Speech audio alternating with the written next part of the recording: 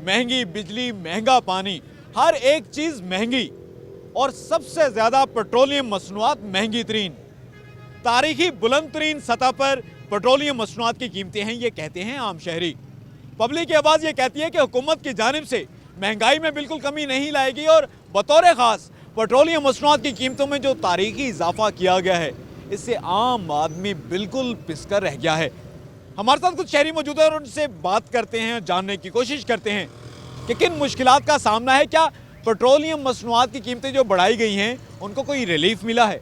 अब ये बता दीजिएगा, हुकूमत की जानिब से जो इकदाम किए जा रहे हैं, हुकूमती महकमे दावे करते हैं, आला सियासी शख्सियात दावे करती हैं कि आम शहरी को रिलीफ फराहम किया जाता है, टैक्स कम करें हैं, क्या वाकई हुकूमती दावे ठीक हैं? नहीं सर, गलत हैं सर, ये बहुत गलत हैं सर। बिजली, गैस, हर चीज़ महंगी है सर। आवाम का तो बुरा हाल हो चुका है इधर, और हमारा जीना इन्होंने मुहाल कर रखा है सर। गैस वो है जो आती नहीं है, बिजली वो है कि जो हर वक्त लोड शेडिंग हो रही है। पेट्रोलियम मसनूआत महंगी होने की वजह से सर हर चीज़ महंगी हो चुकी है। जो कारोबारी हजरात हैं उनके लिए तो दुश्वारी हो चुकी है, एक चीज़ बेचने में बहुत मुश्किल हो जाती है। जो मार्केट में हमें चीज़ एक 4,000 5,000 की मिल रही है, वो हम 3,000 में कैसे बेच सकते हैं? लिहाजा हुकूमती महकमे तो ये कहते हैं, हुकूमत ने तो अपनी कारकर्दगी रिपोर्ट भी जो है उसको पब्लिक किया था और कारकर्दगी रिपोर्ट में ये बताया गया था कि बेहतरीन इकदाम किए जा रहे हैं। तमाम जो हुकूमती महकमे हैं, तमाम जो सूबाई वज़रा हैं और तमाम जो वफाकी महकमे और वज़रा हैं, वो बेहतरीन काम कर रहे हैं और अपोजिशन को बिल्कुल बोलने का मौका नहीं देते जो हुकूमती वज़रा। ठीक बात है, ये हुकूमती कारकर्दगी की वजह से आपकी वाकई ज़िंदगी एक बेहतरीन ज़िंदगी बन गई है? सर हुकूमती कारकर्दगी से हमें कोई लेना देना नहीं सर। आवाम को सुकून पहुँचाएँ, गैस की बंदिश ना करें, बिजली की बंदिश ना करें और पेट्रोलियम मसनूआत को एक लेवल पे लेके आएँ, जिसकी वजह से आवाम बहुत दुश्वारी में है, बहुत हर चीज़ महंगी हो चुकी है। लेकिन अब हुकूमत तो ये कहती है कि पेट्रोलियम मसनूआत की कीमतों में जो है हम कम तरीन इजाफा करें हैं, बल्कि उसमें सब्सिडी दे रहे हैं। ठीक बात लगती है आपको ये हुकूमती दावा? ठीक है ये? No sir, no. ये कहाँ ये सस्ते कर रहे हैं? आज 112 रुपये लीटर हुआ पड़ा है, तो अंदाज़ा लगाएं, हर चीज़ महंगी हो चुकी है। बहुत शुक्रिया। हमारे साथ ये एक शहरी मौजूद थे जिनका ये कहना था कि बिजली महंगी तरीन है और ये वो बिजली है जो आती नहीं है, लेकिन वो तारीखी तौर पर बहुत ज़्यादा इसका बिल देने पर मजबूर है।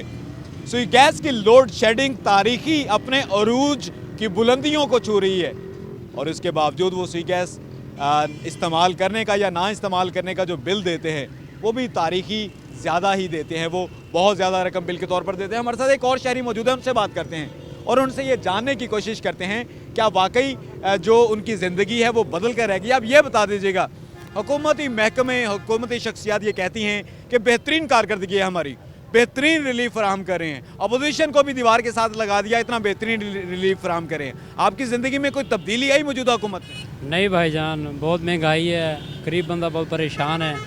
ठीक है, किधर जाए, मजदूरी करता है, रोटी पूरी नहीं होती। ठीक है, बहुत परेशान है। ठीक है, इसीलिए लिहाजा ये महंगाई बहुत घट की जाए, गरीब बंदे को बहुत परेशानी है। ठीक है, फिर जायज़ किया जाए। ये तब्दीली नाम की तब्दीली है पर ये काम की तब्दीली नहीं है। हम बात करते हैं और पूछने की कोशिश करते हैं कि ये रिक्शे वाले हमारे साथ मौजूद हैं। अब ये बताइएगा, एलपीजी की कीमतों में जो इजाफा होता है तो उसकी वजह से आपके किराए बढ़ते हैं, तो आपका रोज़गार बेहतर चलता है या उसमें मुश्किल आती है कोई?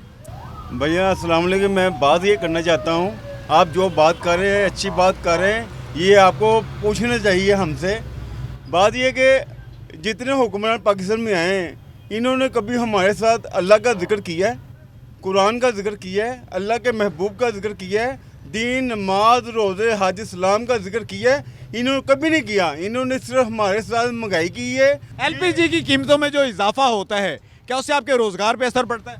बिल्कुल पड़ता है, क्यों नहीं पड़ता। जाहिर बात है कि एक सवारी हमें देती है 150 रुपया, तो हम जब कीमत बढ़ती है फिर हम उससे बात करते हैं, वो कहते हैं हमें 150 में लेके जाना है, जाओ, नहीं आपकी मेहरबानी आप जाएं।